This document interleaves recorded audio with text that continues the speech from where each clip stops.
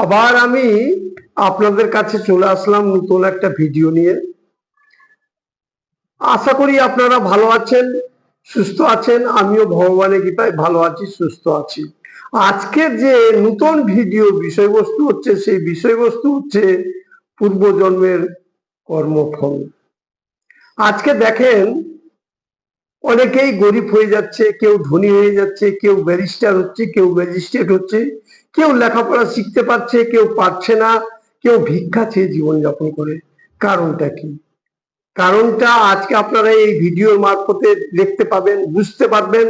যদি ঠিক মতো ভিডিওটা দেখেন, স্কিপ করে না যান, পুরোটা দেখেন, তাহলে বুঝতে পারবেন কেন আজকে আমরা দুঃখী, কেন আমরা সুখী। দেখেন, একটা জজ একটা সই করলে হাজার হাজার টাকা ইনকাম করে, কিন্তু আমি হয়তো দেখা যাচ্ছে যে সারা দিনমান কেটে 200-300 টাকা লেবারি করে পাচ্ছি। কারণটা কি? এই কারণটাই আজকে আপনাদের সামনে এই ভিডিওতে আমি বোঝাবো।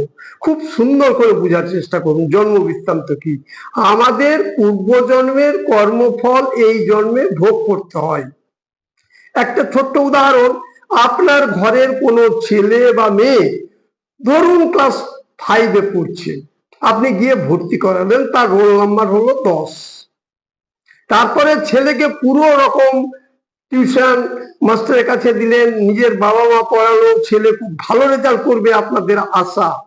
কিন্তু হেডমাস্টারকে গিয়ে যদি বলেন যে আমার ছেলে বা মেয়ে খুব সুন্দর রেজাল্ট করবে, আপনি আমার ছেলের 1 রোল নাম্বার করে দিন, না, কোনোদিনই করতে পারবে না। কারণ সেটা হচ্ছে একটা সময়, ডিসেম্বর মাসে শেষ, জানুয়ারি মাসে শুরু। অতএব ডিসেম্বর মাসে ফাইনাল পরীক্ষা না হলে জানুয়ারি মাসে সে রেজিস্টারটা তুলতে পারবে না, তার রোল নাম্বার 1। তদ্রূপ দেখবেন এই জন্মে কেউ অধর্ম করছে, তবুও সে হাতের হাত ততর করে বেড়ে যাচ্ছে, 2 তলা 3 তলা বড় বড় কিছু হয়ে যাচ্ছে। বৈষ্ণবকে অসম্মান করছে, তাও বেড়ে যাচ্ছে। কিন্তু কেউ আবার ধর্ম করছে, তাও গরিব থেকে যাচ্ছে, তাদের অশান্তি শেষ নেই। কারণটা কি? কারণটা এই জন্মের নয়, পূর্ব জন্মের পুণ্যফল। যেমন উদাহরণস্বরূপ বলে দিই, মহাভারতের বনপর্বে পাণ্ডবদের মধ্যে ধর্মরাজ যুধিষ্ঠিরকে দ্রৌপদী প্রশ্ন করলেন যে, ধর্মরাজ, তুমি তো এক বিন্দু ধর্ম ছাড়া চলাফেরা করো না, তবুও তোমাকে বনবাসে থাকতে হচ্ছে। আর দুর্যোধন সব সময় পাপ কাজ করছে, তবুও সে রাজ সিংহাসনে বসে কত আনন্দের দিন কাটছে। তখন ধর্মরাজ যুধিষ্ঠির বললেন, না, সেটা হয় না। কারণ আমার কোনো পূর্বজন্মের কর্ম খারাপ ছিল, তাই আমি আজকে রাজার ছেলে হয়েও বনবাস আছি, রাজার ছেলেও আমি বনে গমন করছি। আর ওর পূর্বজন্মের হয়তো পুণ্যফল আছে বলেই সে সিংহাসনে বসে আছে। যাক, এই হচ্ছে ব্যাপার। পূর্বজন্মের কর্মফলটাই আমাদের ভোগ করতে হচ্ছে। যাক, একটা ছোট্ট গল্পের মারফতে আপনারা বুঝতে পারবেন। একদিন এক শিষ্য গুরুদেবকে বলছে যে, গুরুদেব, জন্ম বৃত্তান্তটা কি? গুরুদেব বলছে যে, আমি তো সেটা ঠিক ক্লিয়ার করতে পারছি না তোমাকে, তুমি এক কাজ করো, কুশি নদীর ধারে এক বট বৃক্ষ আছে, সেইখানে যাও, একটা ভিখারি আর ভিখারিণীকে দেখতে পাবা, সেই ভিখারি আর ভিখারিণী তোমাকে বলে দিবে জন্ম বৃত্তান্ত। শিষ্য কুশি নদীর ধারে গেল, বট বৃক্ষ তলাও দেখতে পেল, এক ভিখারি, একটাই মাত্র কাপড়, সেই কাপড়ে অর্ধেকটা পড়ে আছে, অর্ধেকটা শুকোচ্ছে। মাত্র 2টা রুটির সমান ভিক্ষা করে নিয়ে এসছে ময়দা, সেই ময়দা দিয়ে সেই ভিখারিণী রুটি করছে। সবই তো ভগবানের মহিমা।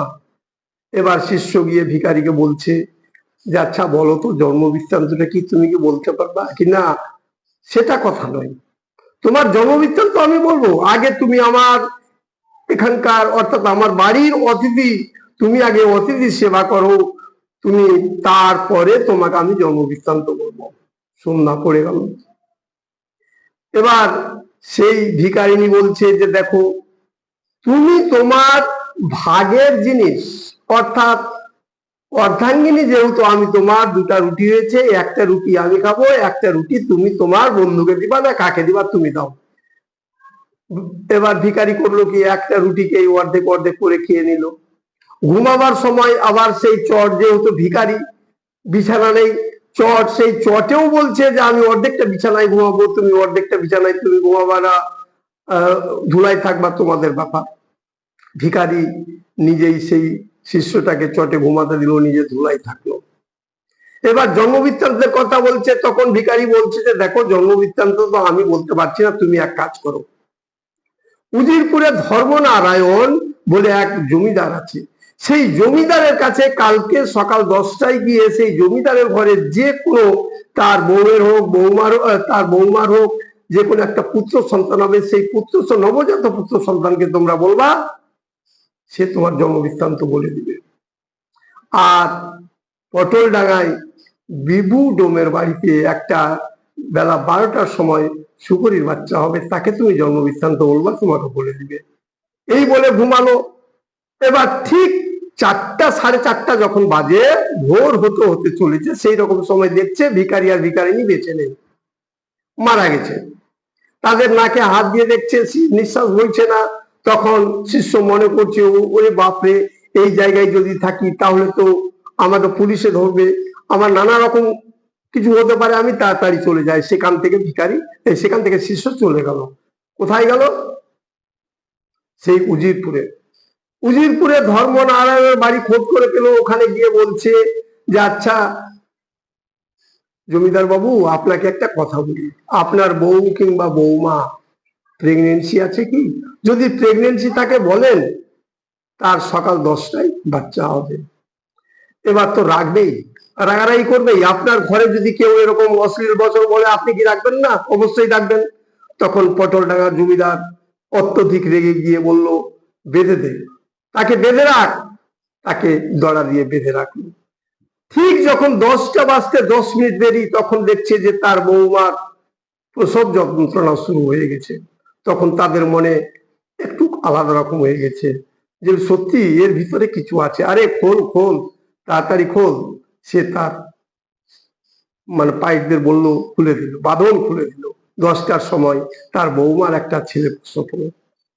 তখন সেই শিষ্যটা বলছে যে জমিদার মশাই, আপনি যখন আমার বাঁধন খুললেন, আমি সত্যি অন্যায় ভাষা বলেছিলাম, আপনি যখন বেঁধেছিলেন তাতেও আমার দুঃখ নেই, আপনি খুললেন তাতেও আমার কোনো দুঃখ নেই, তবে আপনি সেই নবজাত শিশুটার সাথে যদি একটু কথা বলেন তাহলে খুব সুবিধা হয়। হ্যাঁ, নবজাত শিশু কি কথা বলতে পারে? হ্যাঁ, বলবে। তখন অনেকেই বললো যে না, এ পারবে না, অনেকেই বললো যে হ্যাঁ পারবে, ভিতরে কোনো গুণ আছে। তখন বলল যে ঠিক আছে, দাইমাকে দিয়ে সেই ইজ্জতটা ঢেকে দেওয়া হোক, আমি নবজাত সন্তানের সাথে কথা বলবো। দাইমা নবজাত সন্তানকে ঠিক মতো, তার মায়ের ইজ্জতটা ঢেকে দিয়ে নবজাত সন্তানের সাথে সেই কথা বলছে। আচ্ছা, তুমি কি জন্ম বৃত্তান্ত বলতে পারবে? তখন সেই নবজাত সন্তান বলছে, কেন পারবো না? তাহলে তুমি কে? তুমি সেই কুশি নদীর ধারে বড় বৃক্ষের তলায় যে ভিখারি দেখেছো, সেই ভিখারিটা হচ্ছি আমি।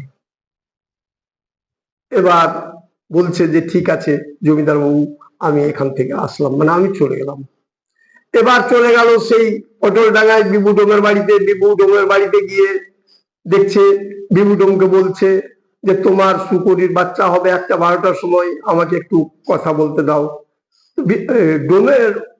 ডোমের বাড়িতে যে শুকরি থাকে, তাদের তো কোনো ইজ্জতের দাম নেই। সে বলছে যা, গোয়ালের মধ্যে অনেক শুকরি আছে, কোনটার বাচ্চা হবে দেখো যাও। ঠিক 12টার সময় এক শুকরির বাচ্চা হলো। সেই শুকরির বাচ্চা যখন হলো, তখন সেই শুকরির বাচ্চার কাছে গিয়ে কানে কান লাগিয়ে বলছে যে আচ্ছা, তুমি কি বলতে পারবা জন্ম বৃত্তান্ত? কেন পারবো না? তাহলে তুমি কে? ওই যে কুশি নদীর ধারে যে ভিখারিনী দেখেছিলাম, সেই ভিখারিনী হচ্ছে আমি।